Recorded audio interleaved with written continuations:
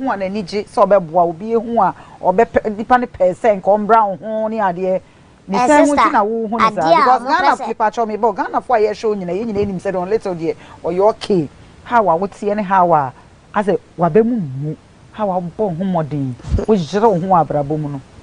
programs efro te say be efro adwuma commercials ni ade ye sign o incident na obe ka sansem no sa say hu abrabo so sister ichiwade omode mame no mintimi ndi so how say baby asebi nyame di medu meye like I'm funny saying meye like celebrity a big celebrity for besrame ofie ni ade how can say me nya shrine ewo me fie na me nso mo intimi nya possible eso bi be wura okro be ka say my journey okot ana meye bibisa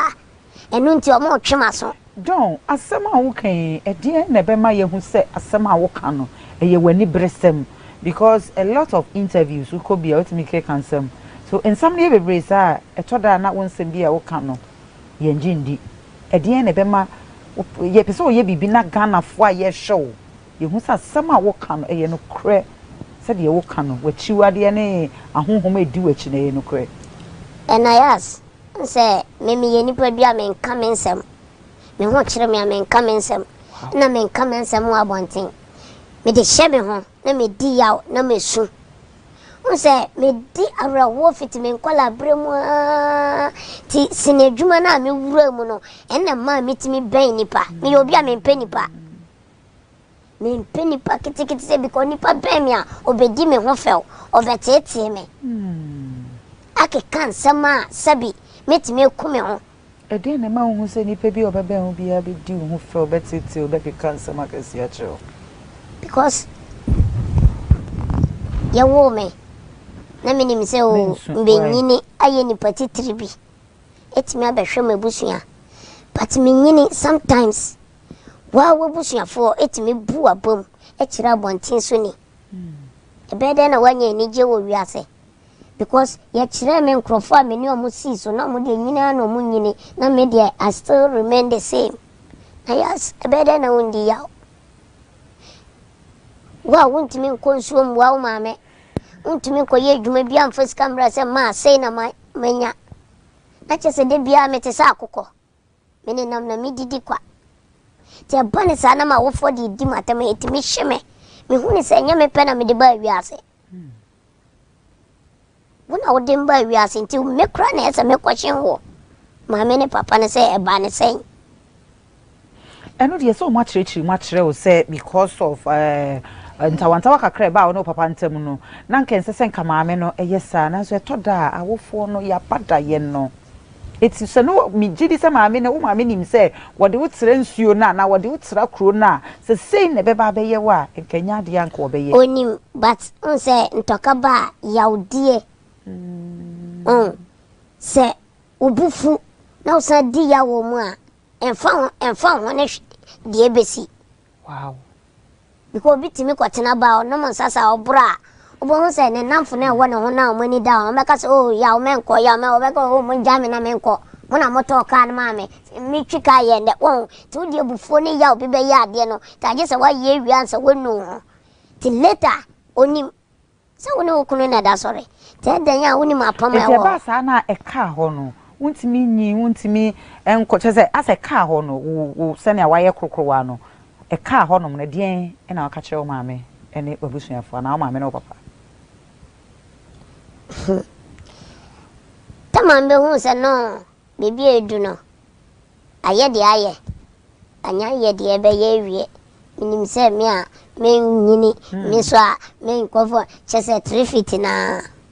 ye meje dua no ye du 3 feet na ni twa so ti me hu sa no hu se no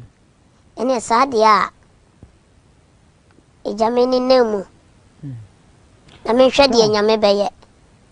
because to de bia kra na bibi kasa kire menteme ho e to da na say adwin bebre yes e na ba e yo se kun kra e yo se like you no free ni pam inti me kosa me konwuram ei inti me kono na me share papa bi I think say ono so ye sofo yes hey na me share papa bi I say asofofo ni bia like what's no one obon pa e won wura ni mu nti ti me kono me hu no me de me doje no sa ono wo hu me dada na me ko tina dua bia se me su ti me ye ma dwe me fu dua no e ja me ho abehwe ho ana se ade betimi ama me fi wiase bia because upia bontia wona wonam fofo di agora omudi wo ho fel na me ma me se me no ne ye wo ye pe e dia wa ye na me dia me nyin say no like omuti o school the same thing na me ninja school me na me ninja school ti me ko school na me dwane ka for so me de me ko school kura me twa boy because school me because oni ani je bia wo de ko don nyame ti ase nyame ne oboafo ti sofo me ko hia no ti me ye ma adwen se me di me ho dem no na oba me nchen ne me di nkomo na okrokro me na sebi okay kan se mama me trimu ya me de wan fa man ko fi o de me ko ni fie wow ko ne me no de me kire bible mu nsam ni ade asama wo se nyame wo ache wow nyende wow so nyame wa de pama me say minim se nyame ahira me up to now krama foka omu me won say don nyame ahira wo na se na ahira ne wa he na de bia me guso edi yen wo ye sure se wo di hia me di hia don ye be san aba ho nyankopon hye papa mpa hye beba msesi ama me why na di wura movie industry nim wo ye den na wura mu den so na hye unkran e ma okura mu papa na meka se ona tete me ma me nyini ye no Mr. Samuel Ofosu anene yire mama oge nyame hiro mo enyo mo kese mo na mo tete me de me ko school e ma me wie JSS no me wie ye na nso me twa nwura eja because na school ne there because na stress am from na school ne nya me side inti ya brain inti e pesa obobo ne tofa man o ye den na ura movie industry nim e ba ne sen e na ura mu de na hye unkran say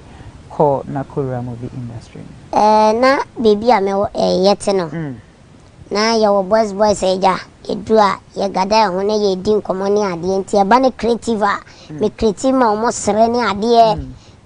nti me creative ma omo sere nti one guy be a friend mayor okay nti guy no cause don ye she bia ne ye di nkomo ma ye sere ne ade se ade na nko wura movie mu okay na me movie by me so me hwe me height na me no me kwa o mesere me ko na me ame mpeni pa mu kodada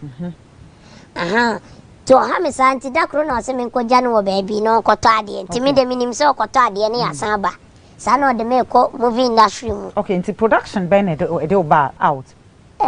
before then na me twa movie ba enye movie na dem ba lamlight mu den e de ba short video yeah me ne funny face one funny face mu ntem ete saying oh we have a call one funny face mu ntem enjo me funny face yan koda bibia you okay yeah bibia you okay by Ghana for woman no mo hu say woni obi nam ana woni obi nante pa na woni ne nam bioma no ma create bibi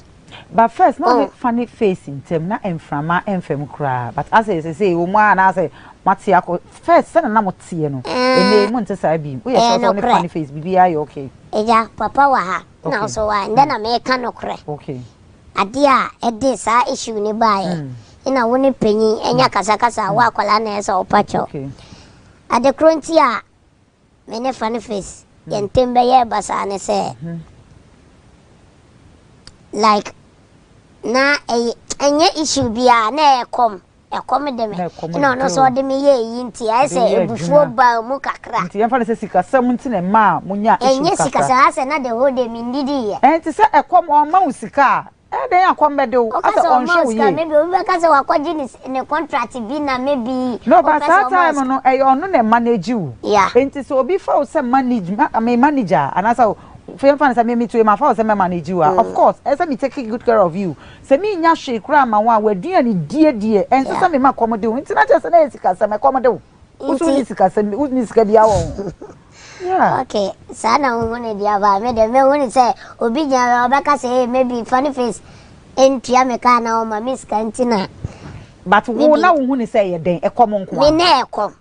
because obi the way chini. Okay. The whole day. Na wundi di.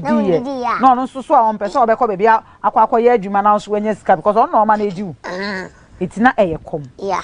Nti aba sa no. Like no o kasa me ho me mfi no. Okay. Ti me mfi no asem ni na no. No say o punish me. Ti me nko fie.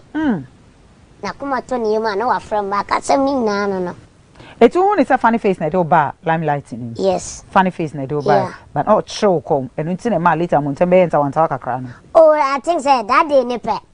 And yes o chire me come like continuously. Yeah, like that day no. And I say na me who say na maybe like or driver na or busy like na me who na adwene. So e gina ho e ma me. Papa, e twa ho ba ba ho. E busu afọ ye nje abo afọ nkrato e ba ise.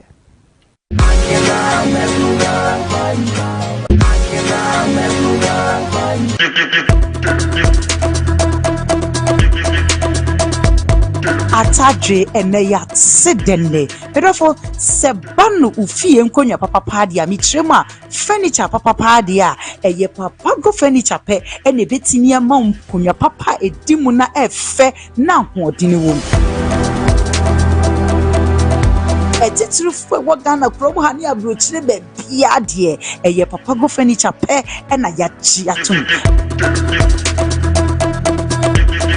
delivery baby a ekobia e free afa yegusi ye sales ndendende ye womu a ekosi next year January baby a wo bia no papa go furniture e wo ho edemam papa go furniture any challenger no challenger papa go furniture enkonya papa papi.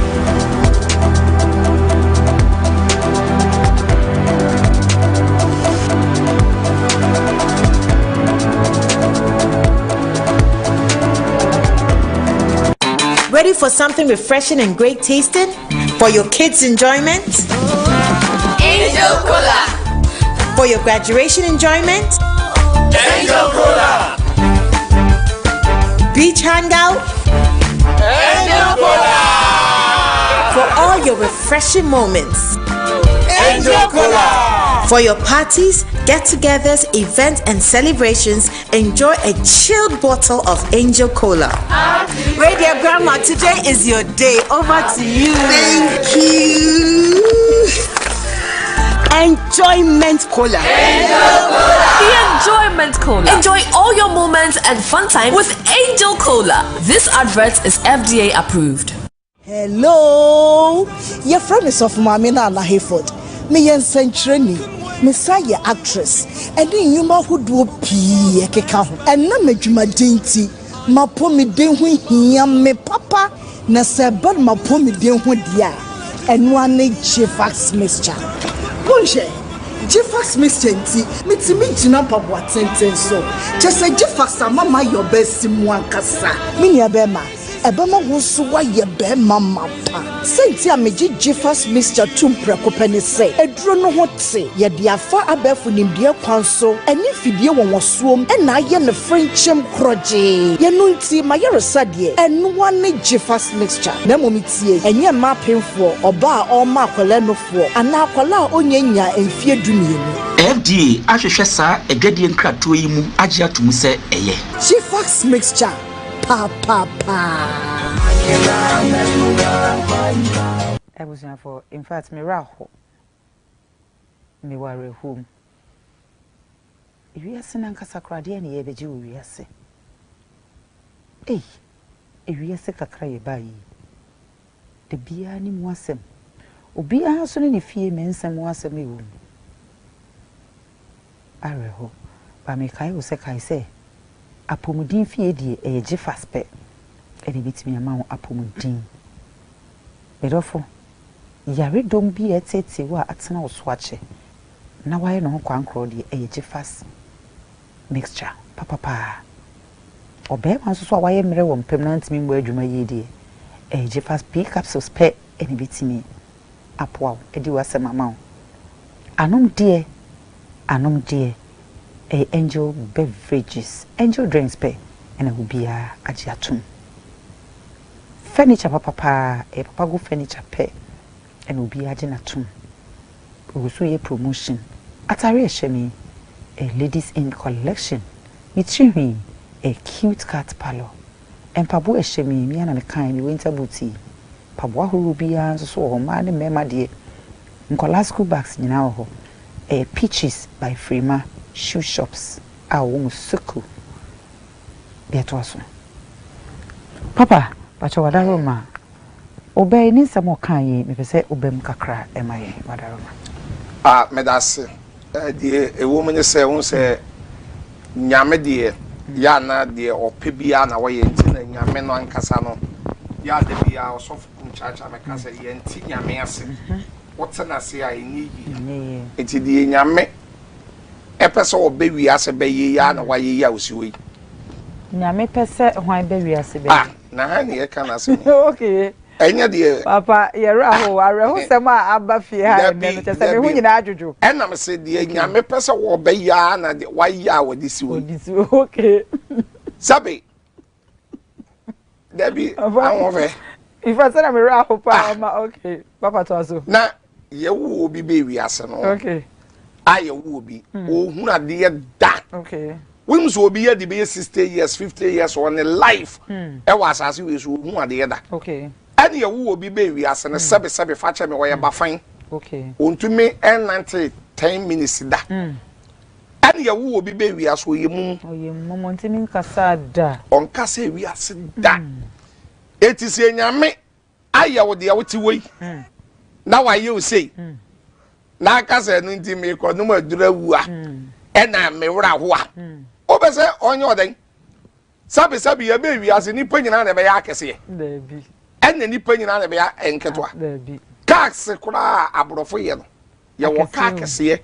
ena ye wo nke mo ena asa me so bikita ketwa thank you ena ye wo matis ni vit ni yaris ni nketwa sa eti nyame ya wo tese matis ya untumi nkase adentina nyame ayo tse matters okay na me pese me kunu moduru okay hwa minim sebe odi fraye ni bia wogina airport ekwan ne so okay ede bia on the ni kogina traffic light wa otumi serious ka etumi nya be 5000 wow ede 5000 ede no boso me yesen 1.5 billion yeah bosome wow ato na bi kuro to menya 8000 danu mi twam a ena me ni di agro sebe oni friend no ena me ka so ye be ye crusade bi nti ya ye be ba be faw na ye ne wa kona urade ya dom wani ate o se so fukum chacha jade o keka no na ye nyina ye ni ti ye info na be srade wow yeah na ni ti a ede ebia na 500 kora wonya ebia 500 kora wonya sabi enye de wote wa ye ya sabio kawo obe de agidin kan ni pa be de ate wonka eti de wote wa ye oh papa sa o kasa de wote wa ye ya we de manosi sumna so papa we de mi koto jogu fom ase eya ye edidi ase ye yi na firi nipam ase papa onka ho bi ebia ni omo na omo ma yere ho no se we ye sofo na utimi tena se e ka kire se de ma ye ya ebe de na me re ho me fa me ho se mechanic ho debi ti se mo discriminate ya dada dabi anya sa okay papa anya sa na okay me ba wuti we uye nipa o sa ka biom se wuti we sofo na onim kasa ba ko se pacho tie papa pacho yetie en dusu sa wadi ni biom papa pacho wadaro mama wan pose kakra ntokwa ebeba me pacho dabi o se biwie na em se ena mama no sie papa ena ye brain no ena na me ka bibi se sabio nyame amo sebe facha be ni fraye ni wanyo sebe kwata wanyo wayi sa wayi kurukuru ano ana sabio sade wote wa wayi kura nso no etu kese ena odi echele oh wow anya izo sa wonna mo pa na usia don letter na etu di na chia nyen kwalato yen kolato ene di na chi papa mpacho me ba wadaroma wanu nsi ba meba hozia wakai me asem papa don ya start na o ka se o ware anche bia na ware no eguye but no ya nte ho asem o social media nte ho asem o Ghana ba bia o si eguye na asan akofo ba bi na no so ntimi engina eno so so ho asem etese uzu se e your height na manu si sumra so e bia hawa etie no ana e bia o be ma no na e bia suama wo ana se say no mu hu ne say Nayas enye nse obade obaka so be do them. Okay. And fan ne dia obeye. Okay. But I think say me spiritual yina me kano. And also be I think say e ka ho. Oh, okay. Yeah. Ina oba no obade o expect no wenya. No ko. Usu said ye na ye omo expect e free wo don little hono mo a. We dem nyesa tem di wadaroma e kasa mpachewa manka ne ya fache me. Usu said ye na usu omo hwehwe omo expect e free wo munya omo ba na omo ko. Say obi wo wa. Say don ye adwuma we. Oyese. Ti me ba me defe na ma ne mra kakra. Nse ode like mbawo de we amode defe me obana say the we anko pese sebi woman is kano anase wo hwe no na obiebie nyama bi mana na wo mama no platform bi no abrebe na ware wadaroma things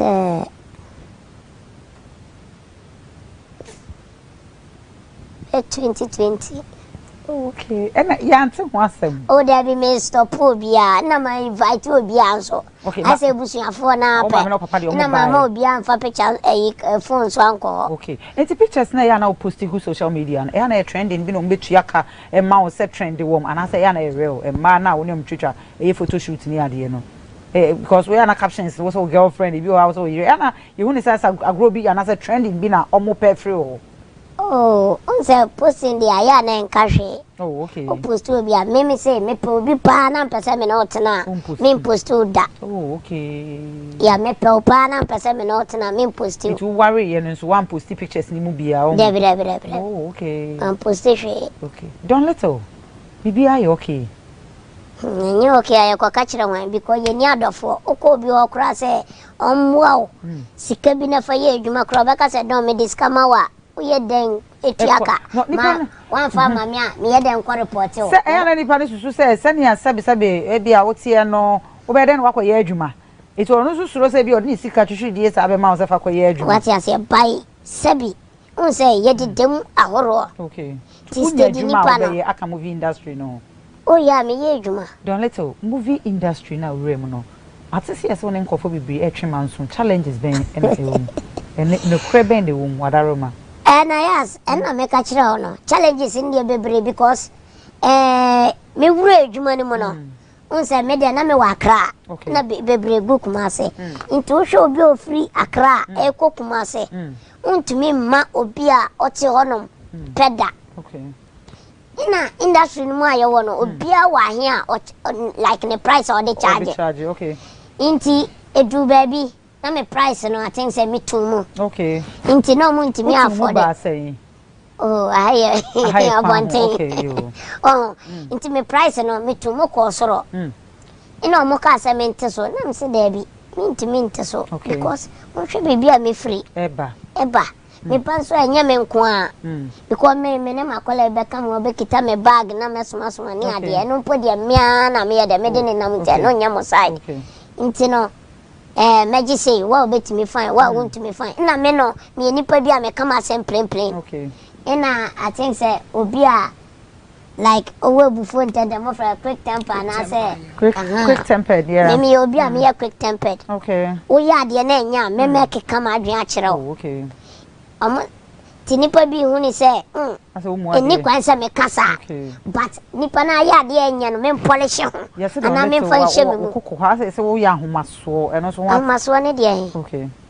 ahomaso ne de na e de mu hu ni sa o premier sisi mi na mampene a sa na o meka no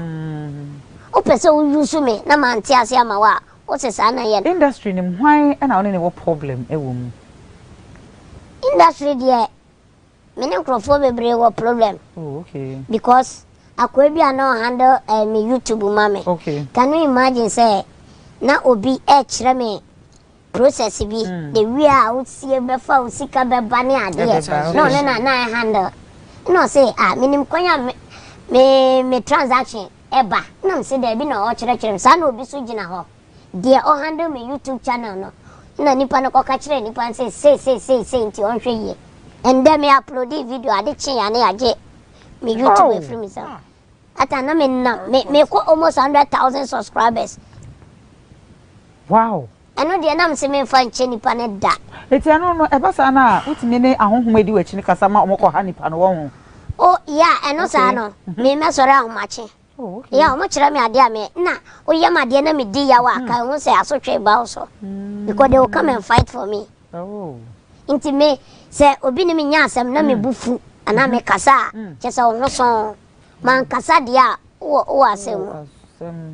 Tino bi ya dia me pese me hwie nipa moja gunti no na makeka ma adwan a kire. Wow.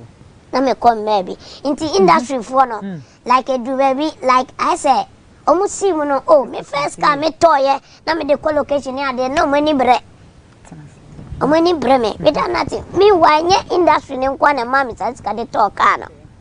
me wana angles bi me ye business bi me ye buy and sell and I say daddy two-way or real estate na kwa jikona na me post na me ye marketing to be better na ma give percentage oh okay sana me nti mu says fine me ma toka na nti ma mo say me bada ben okay na me ma toka so ka ben na we use oh see me kita bicycle be cham fine be Corolla okay ta Corolla 2015 model Corolla saka na me fe pa ba me hu din border 2015 model yeah kwan to saka na ma sweater na say kwan ben na fa so nya saka me sweat yeah na me papa prophet Pega me papa me papa so ne ko yi ka ne ma papa ijina don little anemo adawasi prophet Pega tama breaking yoke fire you papa breaking yoke papa you good oh yeah so good adia won pe kra ni say enipa okọ ahohie mu woni mene na 90 more than 20 something years. Wow. Yes na osere menipa obunipa odonipa obuade won pre no ho ase enti nyame hira no breaking yoke papa ne timi oyade ma me kra me papa intene bakura on timi nya sa de we ma unta me kwa sori bia o san fra me ma miska na me se papa obe se o ba o susu ma miska na obe se me na me ba sa ba ho sorry pacho ensema wo fa onana obra pani don little wakin brem kakra quick mami point lines the insist so mami mami mfe fi de kese so ni nchi ahwefo ehwe ba bi dwara obi ahwe fi mi a nyame nhwira mo in fact me ra ho pa efe bi mi ampa mama wa mba mu nsem no na meti wonyi na sa obi sa mi anka mi sunye me sa de na mu mie no me na mo nya adwe na me wura wo sabi dabi o ni na yetwa na papa ya woto nwuma a mo fra no grandpa wo free kuro bi so me wura fi you no one say me wo ba gan papa ni party na me ma ye ni party nsem na all can story na all can so emotional that emotionally dabi o wote wani na ntwai nsem twai nani moye eti sebe why you say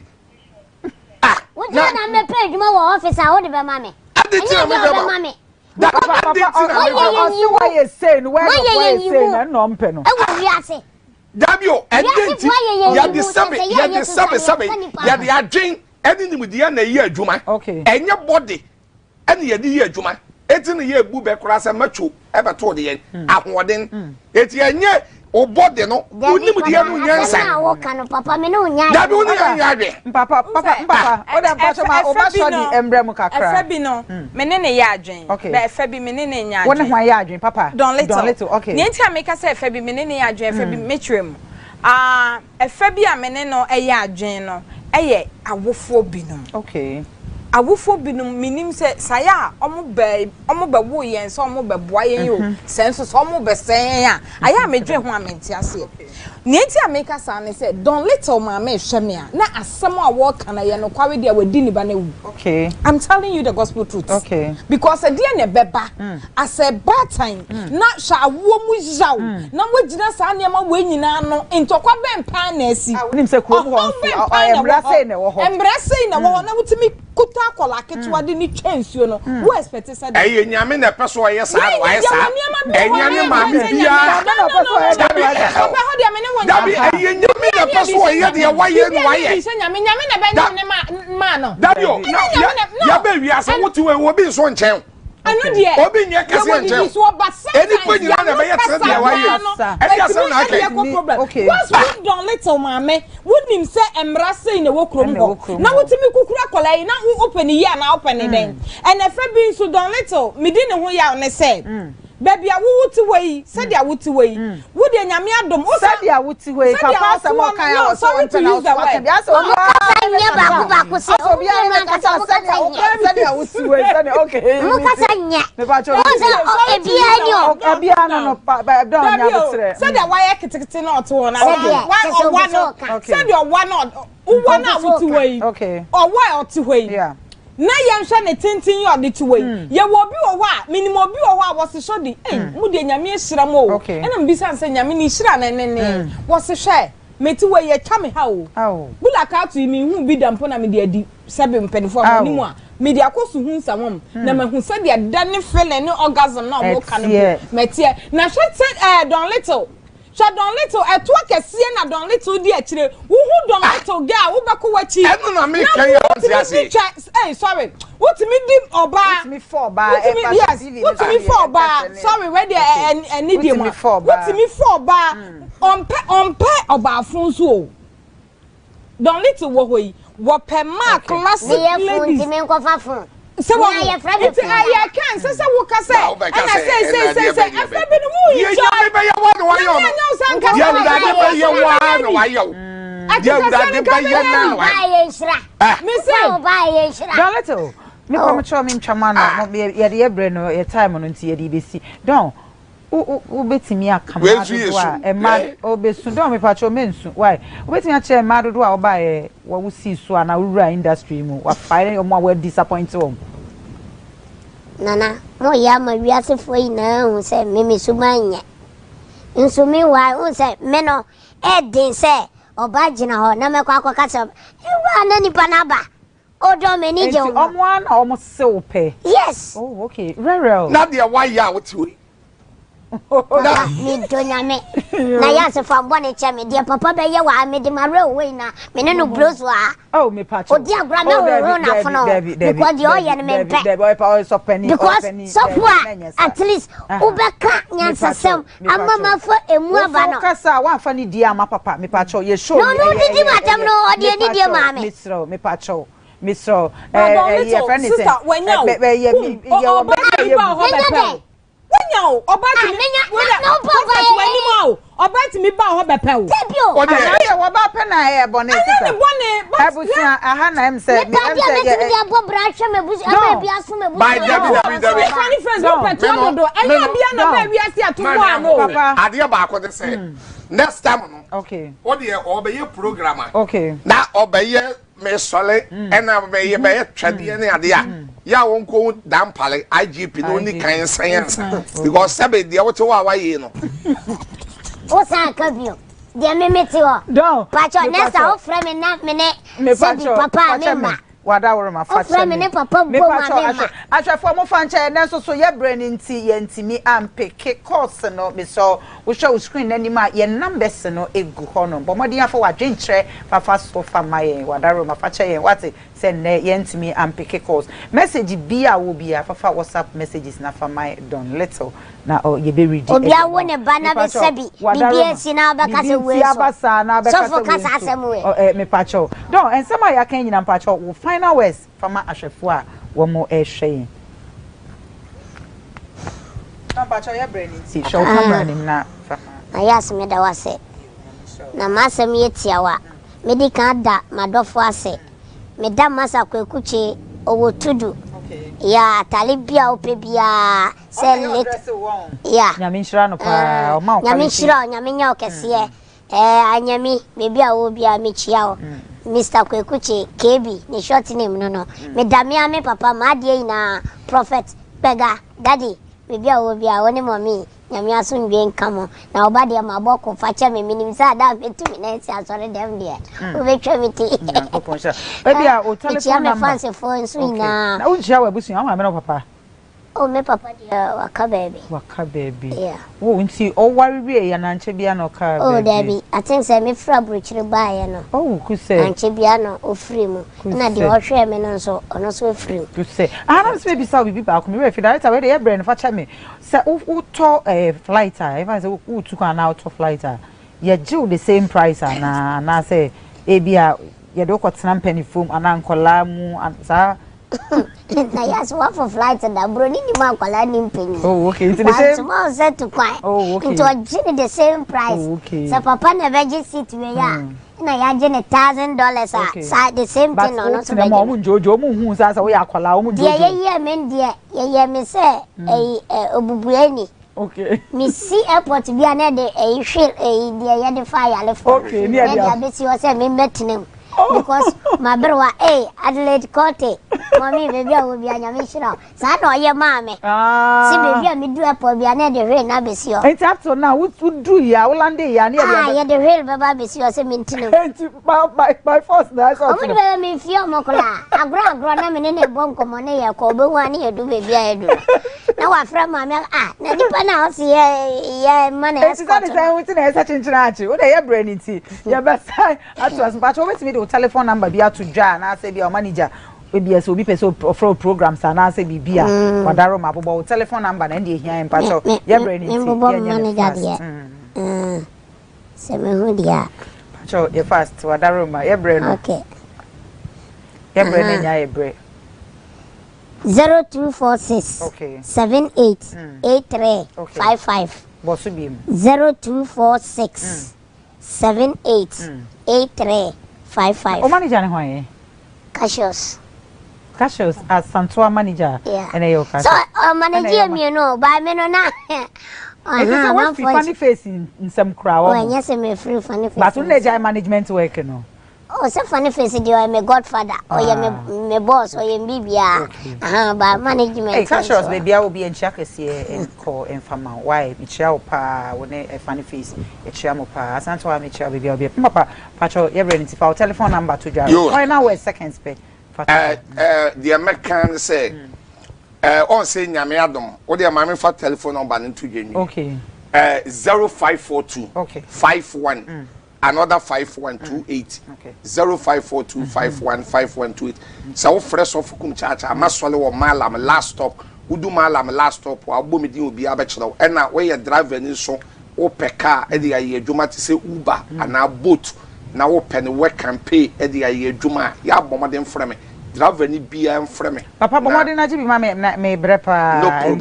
problem why me ametri matepa anti driver ni bia peka aye adwuma Uber na boat ana trotro bia family number no 0542 51 5128 and our friend na ma 0244 42 3315 0244 42 3315 na de medi wi ne say sabe wo hwe me wo faase yo te we ya anyame adom wotukon akwa abrochile nkuro bebre akasefo agramfo etumi kofisa owunya so atase eti die nyame ayewi onye osanya ode o san ka bi o san nyame ayewi nyame de waye bi die nyame ayewi se na ma wo kwaje visa ye de ma nyame nshira die nyame aye onye ode bi mdon nyame nshira me mame if I show final way say ne telephone number ye bre na kwa hodo me ka tra wo phone ne say yesre wom da bia me ka say esese ye hwe ye nkola ne ye because enei ubawo but ebedu baabi no eye wo ba na beba be hwe nti se opese wo ma me hwe wo de a won so wa wo na wo de na be wi ase ne ntiti ye ben na wo de ma no ana ahofa ben na wo de ma no mmoa ben na wo de ma wo ma no mo me ye mmoa ye ma no because ye be yi a ejina ye ma ne so me kwa minda eye do ye makeup se ma me eye AK beauty parlor and osesem or flat top down wa ono na wasesem and amata de no so eye agia agye owo tudu no no so share matter there. For telephone number to Jana my number is 0243 434246 0243434246. Papa me promote me business me promote second na therefore and that we are se bibia de den inti se ope se wotimi bobra Afro Arab ewo homa se o pass ase se o pe estate se dan obia benya ne so ne de wo de bra utia advance I be ma 5 years a wo be tua kakra insiwunim ya ma 5 years because ya bama Ghana for se no obia be den obia betimi anya baby e de ne ti ato kama asase ene dan ye ton dan tupa ene meba na mama mi bi atene nyankopon hira mo pa papa pa cho me da mo asesa be to nsa frɛ mo mobile Miss Shirley nyankopon hira don nyankopon hira pa e ma me why ebusua aha e na bre no ebe makwan ne ye di twumedie no ye di asi mi dofo fefa o hwɛ me nyankopon hira e na se kese enkoma aboafo a wona so masen nyina Jeffas mixture papa Jeffas pea capsules emema ya resafi maybe I will be ano se wutu aton se upebi anyway busua ai mode a protect mo ho de baby I will be ano but mode ya na kwaje odi numbers no ene go screen anim no fa na baby I will be ano ye de be brew afa susu papa go furniture enkonwa papa fi in fact enkonwa na fe ahodin wom eho ani ka animonyam wom omugusu promotion no den bomodin ana kwaje odie ave anom de ye enjoy drinks baby I will be an say baby abefe bia omaje atomu atare ehemi ye ladies in collection mitri a cute cat palo menimi a just love beauty palo enchia kese enkoma Westlands police fo nyina wo mo ho nyina yankopon onhwa mo se da ne da mojebre na mo hwe dasane ye besan ehia na kai se mpaboa die peaches by Freema and Asham mpaboa and mpaboa horo opebia obeye ediama dasane ye besan ehia nchia ABN empenfo ani adwuma kofo